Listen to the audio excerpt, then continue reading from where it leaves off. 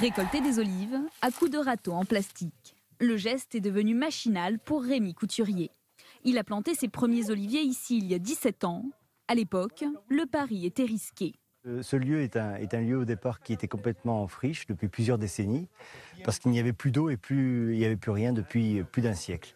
Pour pallier le manque d'eau, Rémi décide alors d'utiliser du polytère, un produit hydro-rétenteur. En clair, avec ces granulés, les arbres peuvent retenir toute l'eau qui passe à proximité. Ça nous a permis de diviser par 10 la consommation d'eau. C'est-à-dire qu'on n'a pas eu forcément besoin d'arroser les oliviers. Ils pouvaient survivre, même en étant petits, sans avoir de réserve dans le tronc. Autre effet de ce produit révolutionnaire, les oliviers poussent beaucoup plus vite. Le polytère est a priori entièrement biodégradable, même si les études doivent encore se poursuivre sur plusieurs années. Le fruit qu'on va récolter va être de très très grande qualité. Donc c'est plus que du bio, c'est du super sauvage. Et l'homme qui a mis au point ce produit, c'est lui.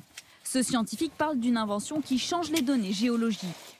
Et c'est comme ça que j'ai fait mentir des grands organismes internationaux au Burkina Faso, où ils disaient que dans le nord du Burkina, c'était impossible de reforester. Et on a reforesté 13 villages avec 50 000 arbres.